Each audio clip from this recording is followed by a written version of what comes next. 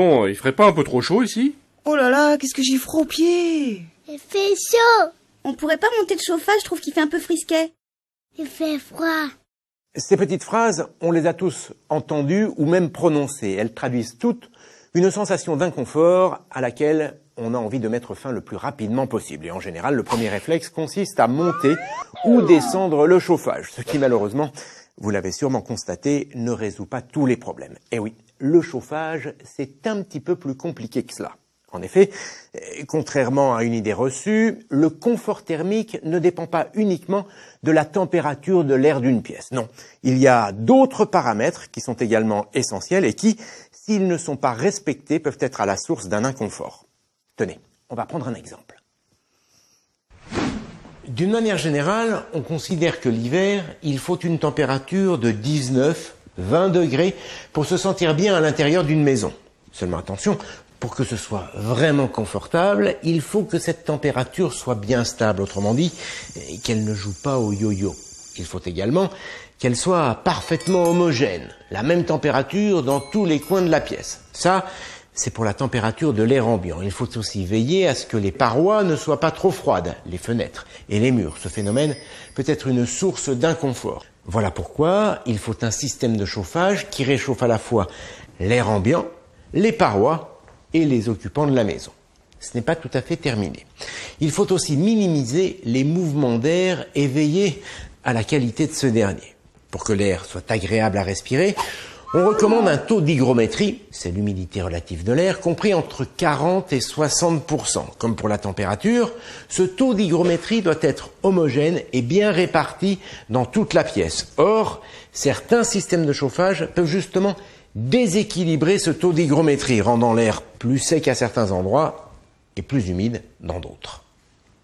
C'est donc en jouant sur tous ces paramètres, la stabilité et l'homogénéité de la température, celle du taux d'hygrométrie et les mouvements d'air, que l'on peut atteindre un confort thermique satisfaisant. Alors bien sûr, les systèmes de chauffage sont des acteurs importants pour atteindre ce confort thermique, mais l'isolation du logement et la performance des fenêtres le sont tout autant. D'ailleurs, très souvent, des travaux d'isolation sont suffisants pour améliorer le confort thermique et dans tous les cas, ils doivent être étudiés avant de rénover un système de chauffage.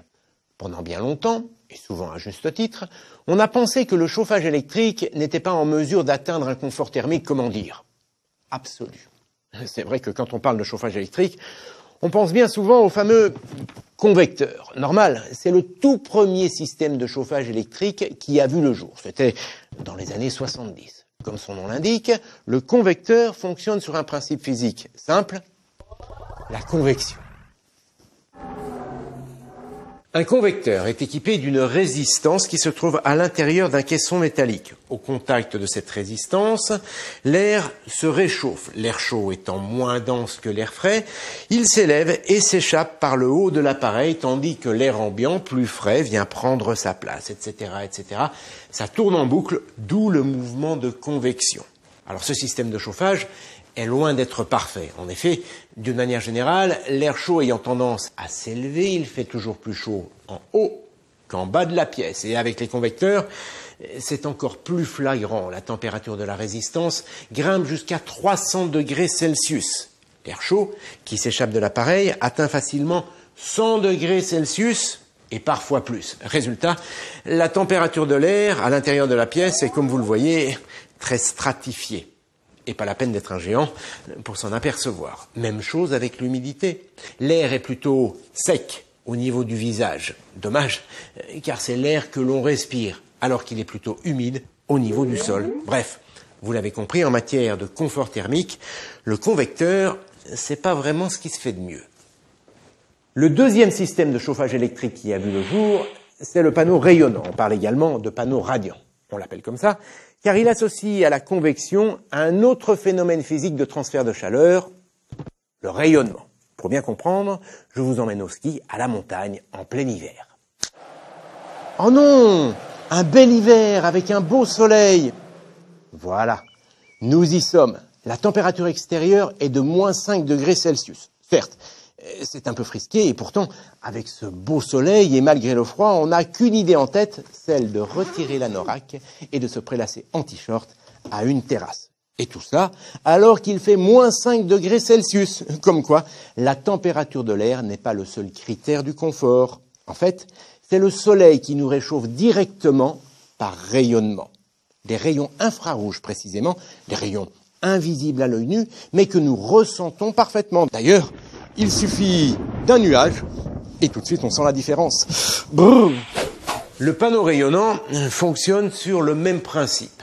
La résistance électrique placée à l'intérieur de l'appareil chauffe une grande plaque qui va rayonner à son tour.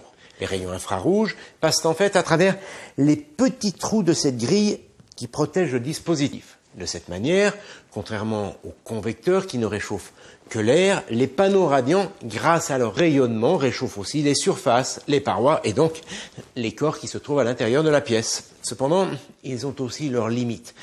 Pour rayonner, les plaques doivent être très chaudes, environ 250 degrés Celsius. Résultat, le rayonnement produit souvent trop de chaleur. D'ailleurs, on le ressent parfaitement lorsqu'on se trouve à proximité du panneau, dans les premiers mètres. Et puis, la température très élevée du panneau provoque là aussi une convection encore très importante qui produit, comme pour les convecteurs, une stratification de la température et du taux d'hygrométrie.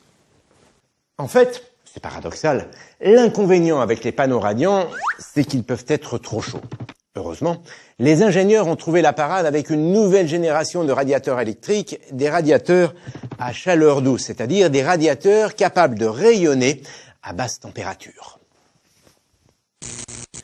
Avec ces radiateurs à chaleur douce, la température de l'air qui s'échappe de l'appareil est beaucoup moins élevée. Il n'y a donc plus de stratification de la température de l'air et du taux d'hygrométrie. Et puis, avec ces radiateurs, la température de façade de l'appareil ne dépasse pas les 70 degrés Celsius. Le rayonnement qui est transmis est donc plus doux, moins chaud et moins agressif que celui transmis par un panneau rayonnant. Eh bien, c'est ça, ce que l'on appelle la chaleur douce. Autant dire qu'avec ces radiateurs à chaleur douce, on commence à s'approcher d'un confort thermique, disons, très satisfaisant. Enfin, il manque tout de même à la chaleur qu'il diffuse ce petit quelque chose qui permet d'éviter les variations de température. Eh bien, ce petit quelque chose, c'est ce qu'on appelle l'inertie. L'inertie, c'est la capacité qu'a un matériau d'emmagasiner la chaleur et de la restituer progressivement, sans à-coups. Alors ce n'est pas quelque chose de nouveau, bien au contraire, nos grands-parents utilisaient déjà ce phénomène quand ils se chauffaient avec la cheminée. Vous avez sûrement remarqué la plaque de fonte qui est placée à l'arrière de la cheminée. Eh bien, lorsque le feu est alimenté, il réchauffe la pièce ainsi que la plaque de fonte qui monte en température. Puis, lorsque le feu prend fin, que les bûches de bois sont consumées, eh bien, la plaque de fonte prend le relais et diffuse sa chaleur progressivement.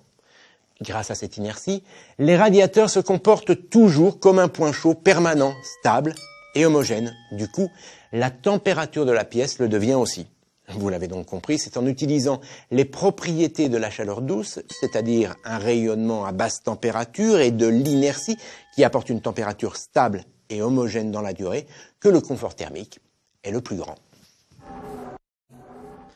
Aujourd'hui, il existe différents systèmes de radiateurs chaleur douce à inertie.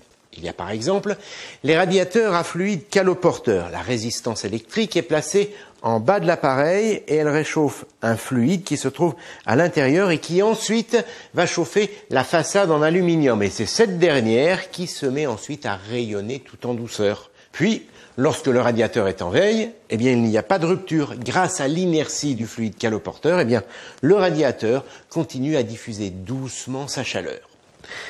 Et puis, il y a des radiateurs qui utilisent un double corps de chauffe, c'est-à-dire deux systèmes de chauffage différents qui sont contrôlés électroniquement et peuvent fonctionner indépendamment. Le radiateur est équipé d'un film chauffant en façade et d'un corps de chauffe en fonte à l'arrière. Concrètement, ce film est parcouru par une résistance extrêmement fine. Ce film fonctionne sur le même principe qu'une vitre dégivrante de véhicule. Il est très réactif, autrement dit, il monte très rapidement en température. Il chauffe la façade qui ensuite rayonne tout en douceur. Alors en général, ce dispositif suffit durant les premières fraîcheurs de l'automne. Puis, quand l'hiver est bien là, eh bien, le corps de chauffe en fonte à l'arrière, vient en renfort et grâce à l'inertie de la fonte, eh bien, la température est toujours bien stable et homogène, même les jours les plus froids.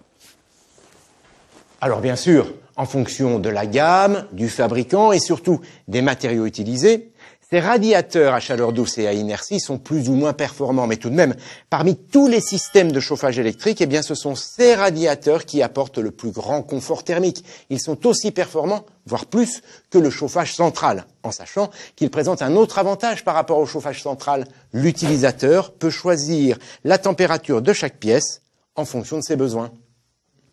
Alors je sais ce que vous allez me dire, et l'écologie dans tout ça? Eh bien en fait, comme dans bien des cas, c'est en fonction de la manière dont il est utilisé qu'un radiateur électrique se révèle écologique et économique.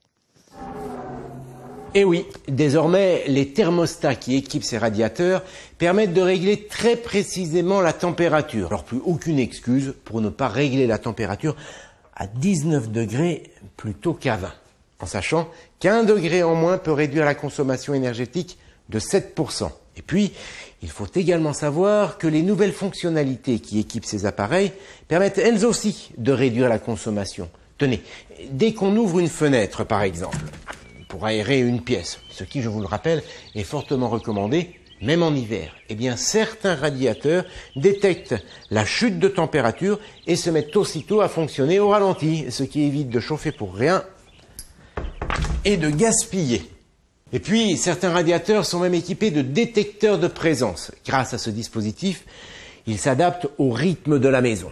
Une pièce est occupée, il la chauffe en mode confort. En revanche, quand elle est inoccupée pendant un certain temps, ce que l'appareil détecte, eh bien, la température du radiateur baisse progressivement pour économiser de l'énergie. Autrement dit, vous l'aurez compris, le temps des bons vieux convecteurs qu'on appelait familièrement grille-pain est révolu. Avec les radiateurs chaleur douce à inertie, on a la bonne quantité de chaleur au bon endroit et au bon moment.